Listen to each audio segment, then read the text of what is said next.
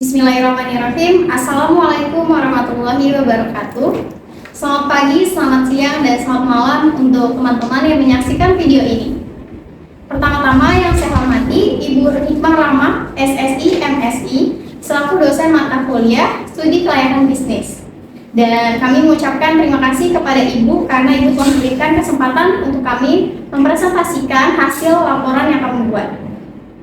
Apa kabar teman-teman semua? Semoga baik semua ya.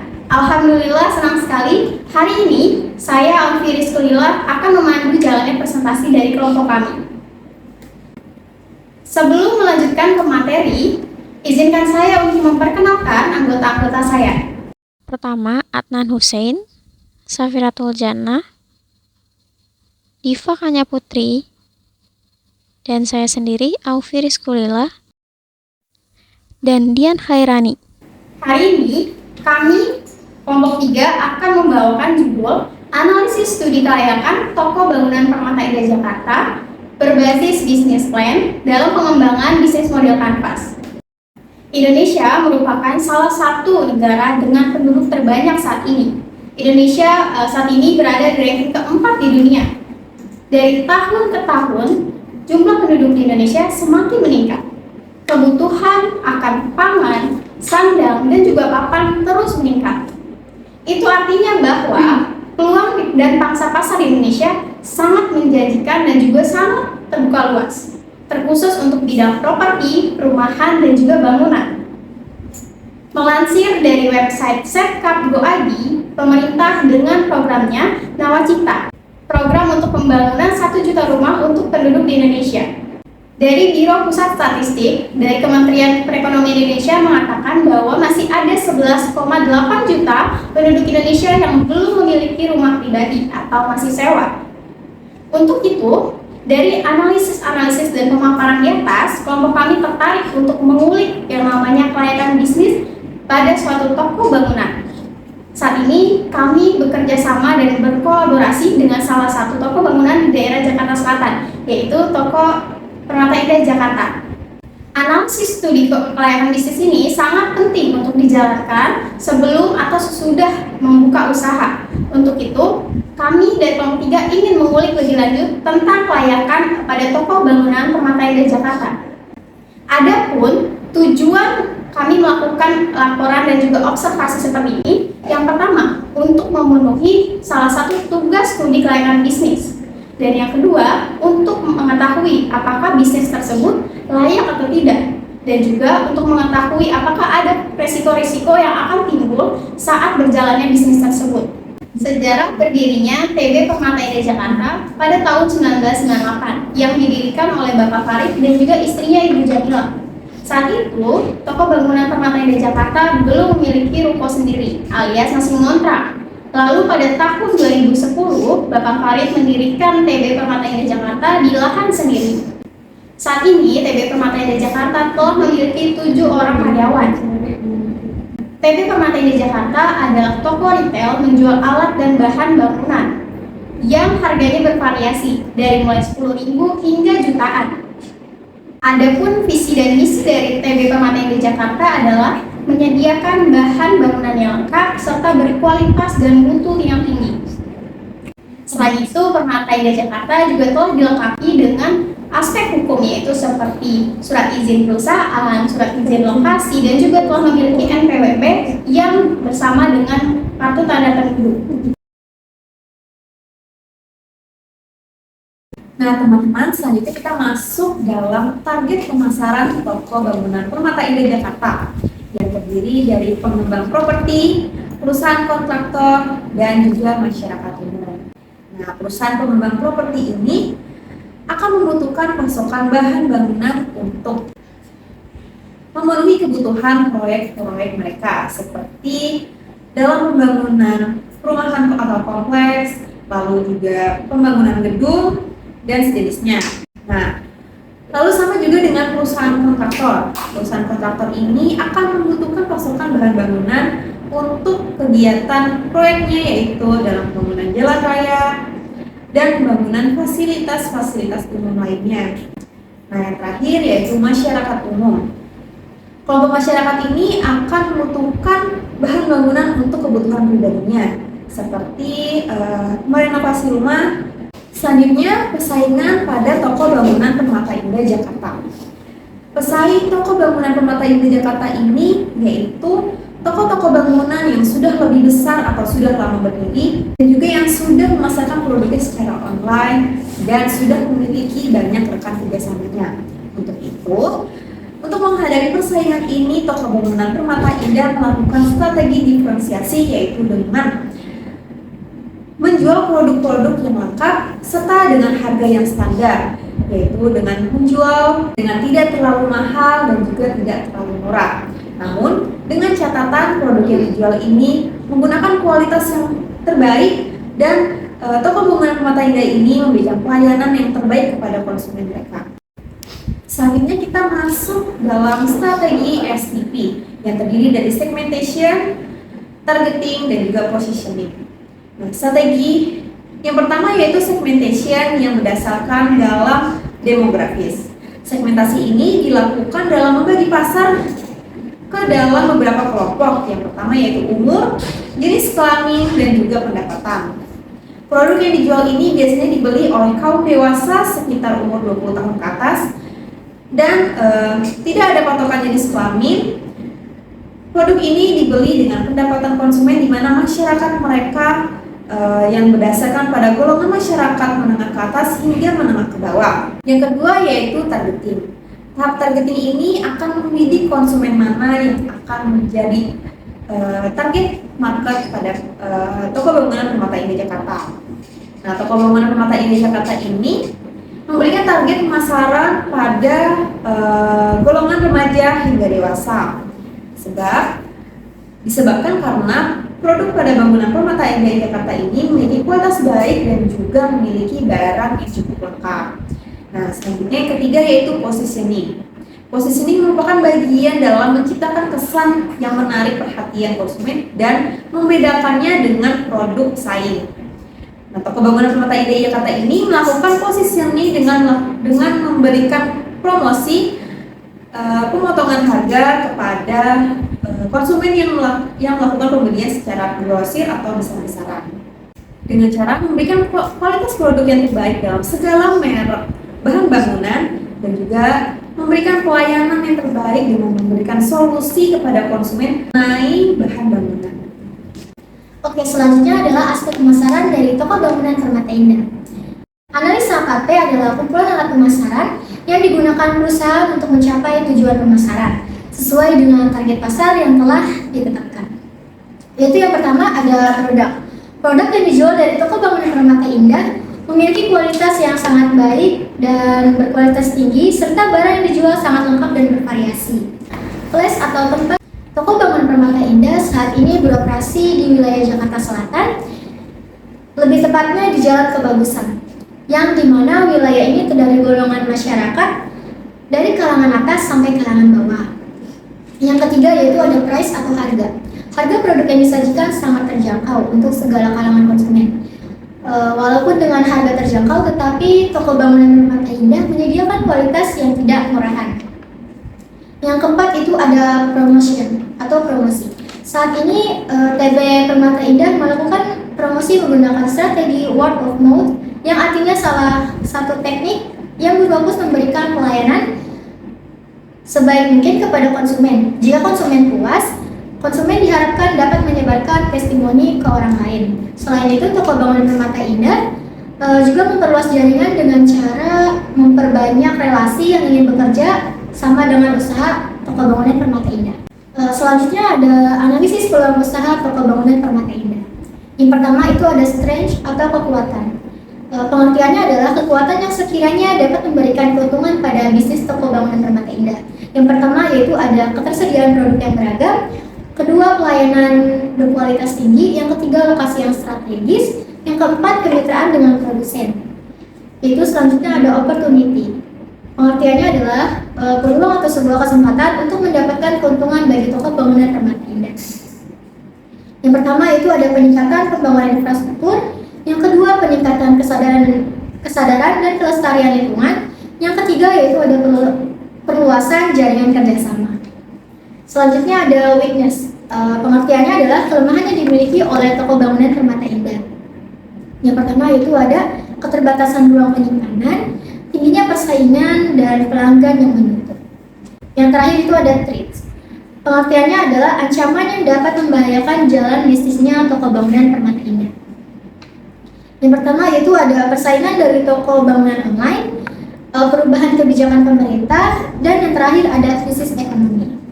Selanjutnya ada penyampaian materi bisnis model kanvas TB Permata Indah, Jakarta.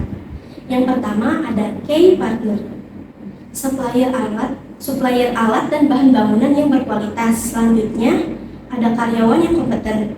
Selanjutnya ada key activities, pengadaan produk dengan pengecekan harga terlebih dahulu, melayani customer dan membantu customer jika customer tersebut mempunyai masalah.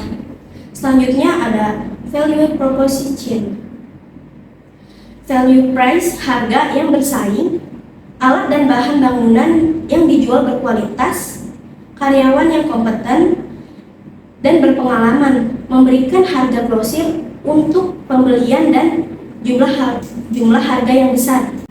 Selanjutnya ada customer relationship, dilayani oleh karyawan dengan sales yang berpengalaman dan menguasai semua produk yang dijual, yaitu melakukan promosi dengan memberikan diskon atau potongan harga. Selanjutnya ada customer segment, masyarakat umum, perusahaan kontraktor, dan juga perusahaan agen properti.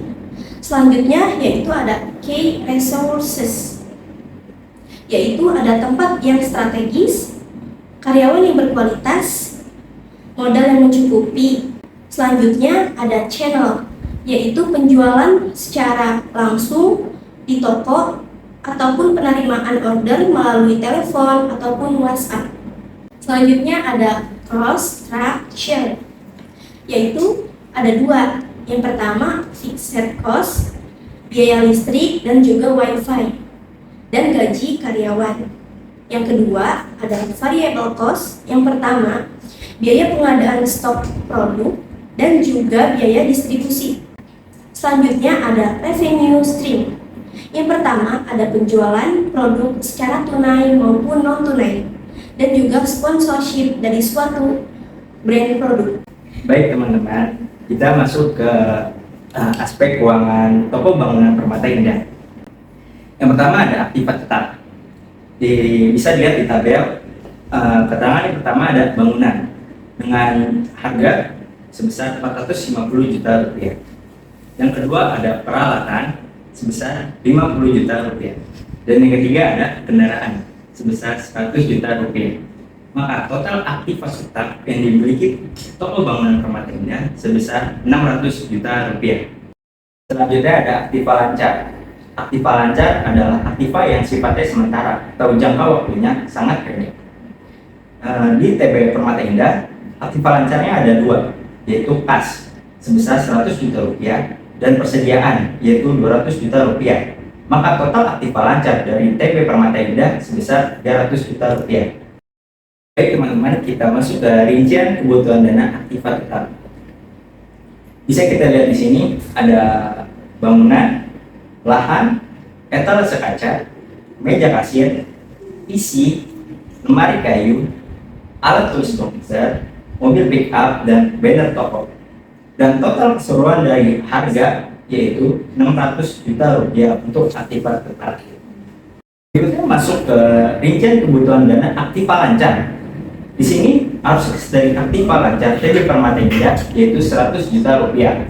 Dan persediaan dari aktiva lancar sebagai berikut: ada batu bata, pasir, semen, paralon, cat, paku, lem kayu, dan batu kerikil, dan lain-lainnya dengan total sebesar 200 juta rupiah.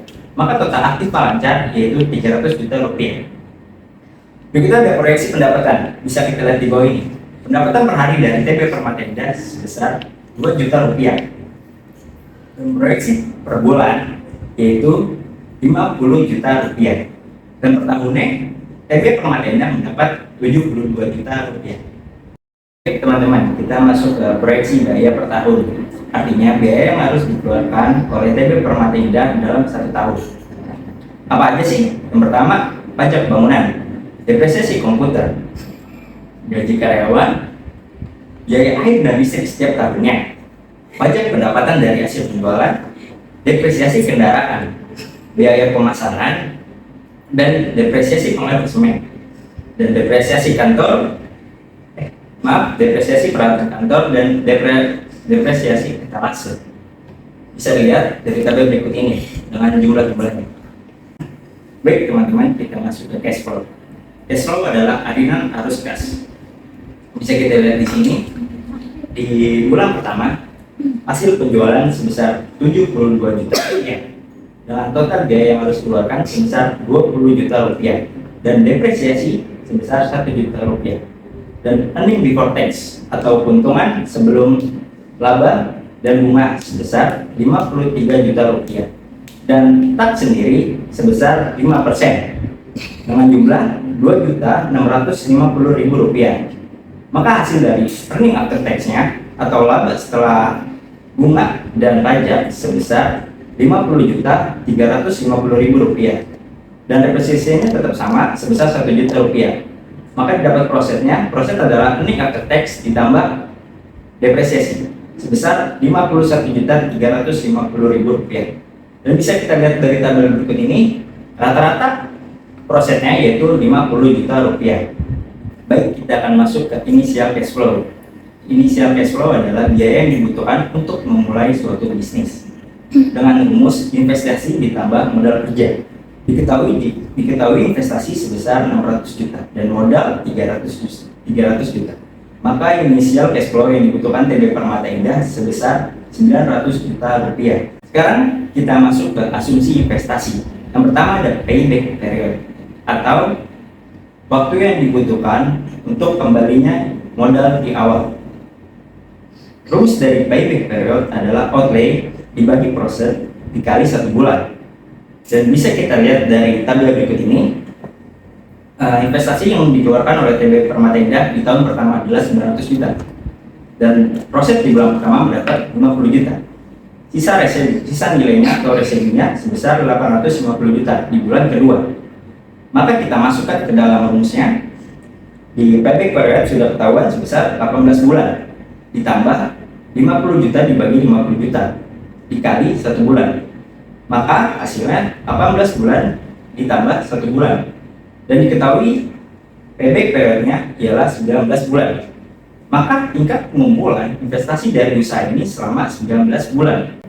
Kesimpulannya, semakin cepat payback periodnya, maka akan semakin baik. Baik teman-teman, kita masuk ke net present value.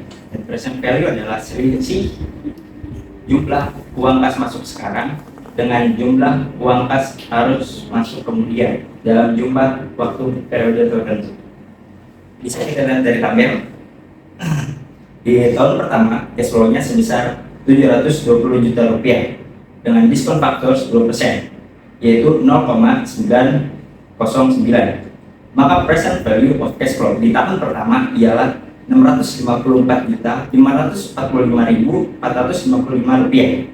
Dan di tahun kedua sama cash flow-nya tetap 720 juta rupiah dan diskon faktornya di tahun kedua menjadi 0,826 dan present value of cash flow-nya adalah 595 juta 041.322 rupiah.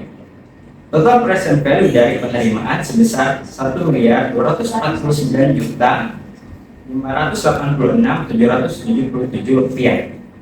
Dan total investasi yang pertama ialah 900 juta.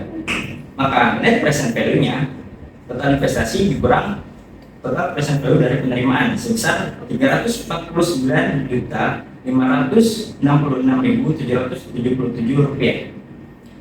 Bisa kita lihat hasil perolehan NPV sebesar 349 juta 586.777 karena hasil NPV positif, maka proyek ini diterima atau dikatakan layak.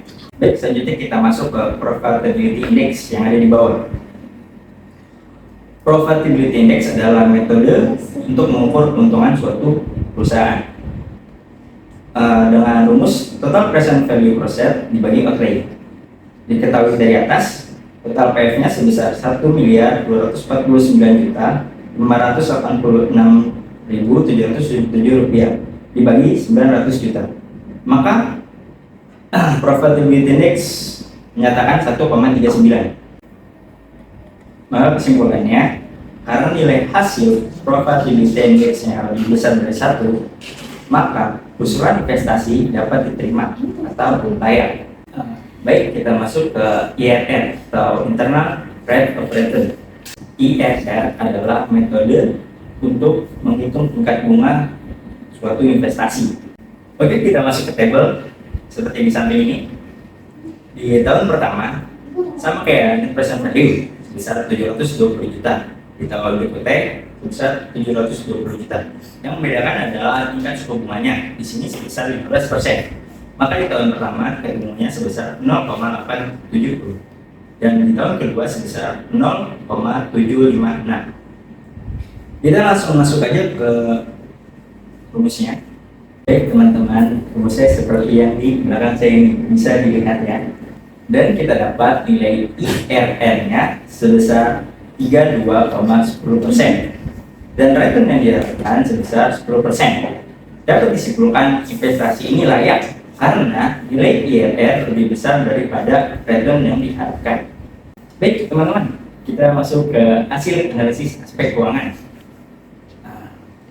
Dana yang dibutuhkan dalam usaha ini adalah sebagai berikut. Biaya operasional dibutuhkan sebesar 600 juta rupiah. Selanjutnya modal kerja dibutuhkan sebesar 300 juta rupiah. Total dana ialah 900 juta rupiah. Kriteria investasi dikatakan layak dan tidak layaknya suatu investasi dilakukan payback period. Dari perhitungannya menunjukkan tingkat pengumpulannya selama 19 bulan. Di mana jika pengumpulannya semakin cepat, maka bisnis semakin baik. Dan selanjutnya net present value menunjukkan hasil positif, maka bisnis ini dikatakan layak. Dan profitability index menunjukkan 1,39, di mana hasil tersebut lebih dari 1, maka lagi-lagi bisnis ini layak. Dan IRR internal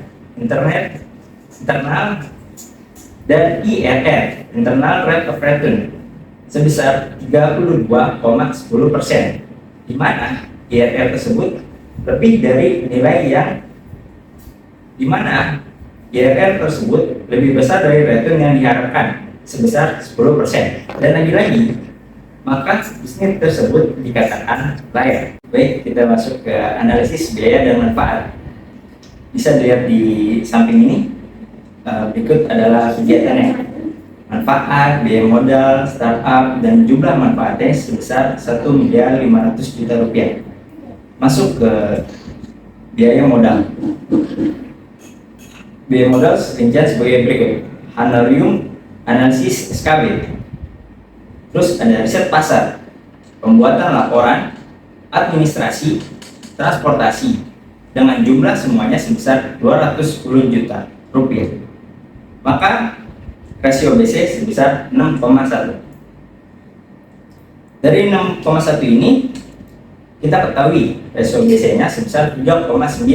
Artinya dengan mengeluarkan biaya satuan akan diperoleh manfaat sebesar 6,1. Dapat disimpulkan nilai kemanfaatannya lebih besar daripada biaya, maka bisnis dari TB Permata Indah dapat dikatakan layak. Baik teman-teman, kita masuk ke akhir aspek keuangan. Ada dua kemungkinan yang terjadi jika sebelum proyek dijalankan terlebih dahulu dilakukan studi kelayakan. Yang pertama, proyek tersebut dikatakan layak dan berarti proyek tersebut dapat dilanjutkan. Beban yang harus ditanggung dari investor bertambah sebesar 210 juta rupiah. Yang kedua, proyek tersebut dikatakan tidak layak, dalam berarti proyek tersebut harus dihentikan dan tidak dijalankan. Perusahaan akan kehilangan atau loss sebesar 210 juta rupiah dan mendapatkan kemanfaatan atau benefit sebesar 1.100.000.000 sebesar 1,5 miliar rupiah. Dan jika tanpa studi kelayakan dan diasumsikan proyek tersebut terus dijalankan, ada dua kemungkinan juga yang terjadi. Yang pertama, proyek berhasil. Perusahaan tidak ada tambahan biaya untuk pembuatan studi kelayakan. Yang kedua, proyek gagal. Perusahaan akan kehilangan minimal 600 juta rupiah. Ditambah dengan 900 juta rupiah per bulan atau cost of capital. Jumlahnya tergantung pada bulan berapa proyek tersebut macet atau terhenti. Makin lama lifetime kegagalan terjadinya, biaya yang harus ditanggung oleh investor maka akan semakin besar. Dapat disimpulkan bahwa selama 25 tahun perjalanan TB Permata Indah Jakarta pasti selalu menemukan yang namanya kekurangan dan juga kelebihan seperti perusahaan lainnya. Dari aspek-aspek di atas, bahwa dinyatakan TB Permata Indah Jakarta bisa dikatakan bisnis yang bisa dijalankan dalam jangka panjang. Ini bisa dikatakan dari aspek pemasaran, promosi, keuangan, dan juga legalitas hukum. Dan keberadaan TB Permata Indah Jakarta di wilayah tersebut dapat membantu akan masyarakat yang butuh akan alat dan juga bahan bangunan. Selain itu, TB Permata Indah Jakarta juga telah membantu pemerintah dalam mengurangi pengangguran. Mungkin itu saja kesimpulan dari TB Permata Indah Jakarta. Sarannya adalah TB Permata Indah Jakarta harus lebih giat lagi untuk bekerja sama dengan vendor-vendor dan juga tentunya menjualkan produknya di e-commerce. Mungkin itu saja yang dapat kelompok kami sampaikan, kurang lebihnya mohon maaf. Terima kasih untuk perhatiannya, semoga presentasi hari ini bisa membawa manfaat untuk kita semua. Terima kasih, wassalamualaikum warahmatullahi wabarakatuh.